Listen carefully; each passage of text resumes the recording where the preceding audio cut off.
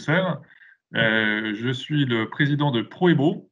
Proebo est une marque chapeau qui regroupe plusieurs entreprises qui sont toutes spécialistes avec un trait commun qui est d'accompagner, d'aider les professionnels de proximité à développer leur activité. On travaille beaucoup avec les pharmaciens, on travaille beaucoup avec les commerçants alimentaires, les bouchers, charcutiers, traiteurs, les boulangers. Notre valeur ajoutée, c'est de créer des identités visuelles, de créer leur logo, de les décliner sur des emballages, des enseignes, des sites Internet. On crée des sites Internet de nos clients, des écrans d'affichage dynamique, tout ce qui est objet de fidélisation, objet publicitaire.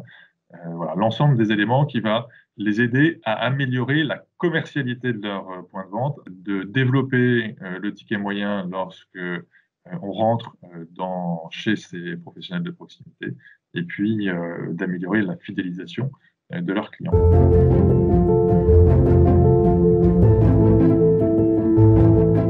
Alors, historiquement, l'entreprise était fabricante de sacs plastiques il y a de nombreuses années. Donc, on voit que c'est une activité qui a été très fortement impactée par des problématiques environnementales. Et l'entreprise s'est repositionnée depuis de nombreuses années pour diversifier son activité.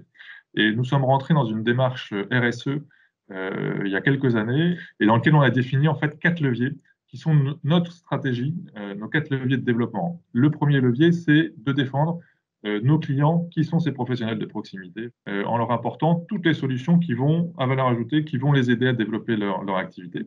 Ça, c'est notre premier engagement. Notre deuxième engagement, c'est la fabrication française. On a 2 sites de production, un qui est à Châteaubriand et l'autre qui est à côté d'Arras. Notre troisième engagement, c'est le développement durable, c'est d'intégrer l'écologie dans notre mode de fonctionnement, à la fois dans la manière dont on fabrique nos produits. On est certifié un prime vert. Et puis, on a mis en place, l'année dernière, un éco-score qui consiste à noter l'ensemble de nos produits, un peu comme le Nutri-Score, de A à E, en fonction de l'origine des produits, en fonction de la matière à partir de laquelle a été fabriqué le produit, si c'est une matière qui est renouvelable, si c'est une matière qui est recyclée, si c'est une matière qui est recyclable, un certain nombre de critères qui permettent de noter les produits. Et puis le quatrième engagement, c'est le bien-être des salariés.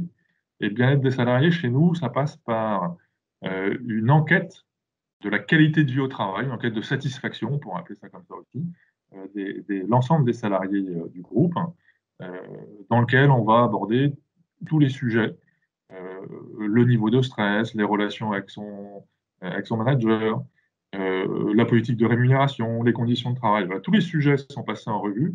L'objectif étant d'identifier là où se situent les problématiques qui concernent le plus grand nombre de personnes et pas simplement de se focaliser sur celui qui a parlé en dernier ou celui qui parle le plus fort.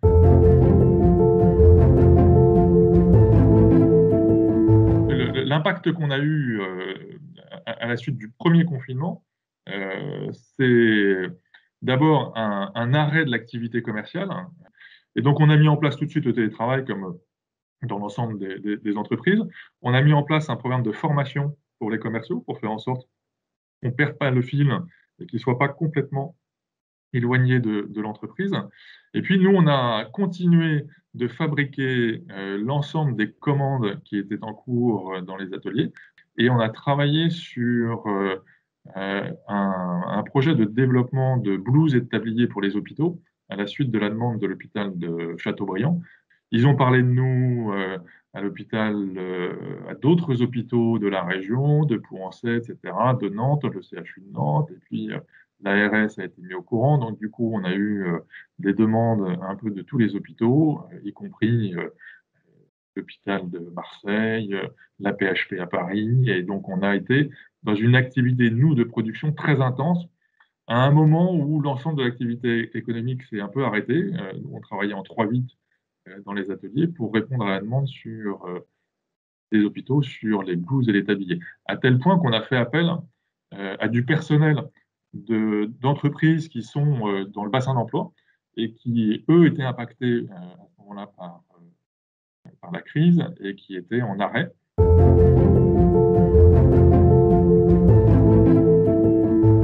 La Caisse d'épargne, c'est un partenaire bancaire depuis le début, depuis que j'ai repris l'entreprise en 2011. La Caisse d'épargne fait partie du pool bancaire qui m'a accompagné dans cette reprise, avec toujours un accompagnement et une proximité forte et une réactivité dans les réponses opérationnelles du quotidien, que ça soit dans le financement des investissements, et puis aussi un accompagnement sur les croissances externes.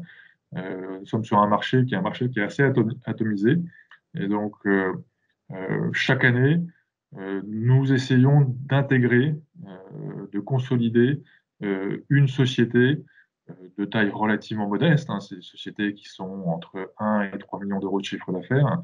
Nous essayons d'intégrer une société chaque année, et donc l'intervention de la Caisse d'épargne est là aussi pour nous aider à financer ces croissances externes, et bien entendu, après ça, à les intégrer et à faire en sorte de financer leur activité. Donc c'est à la fois la compréhension de notre activité, de nos projets de développement pour faire en sorte d'avoir des réponses les plus réactives possibles par rapport à nos besoins en termes financiers.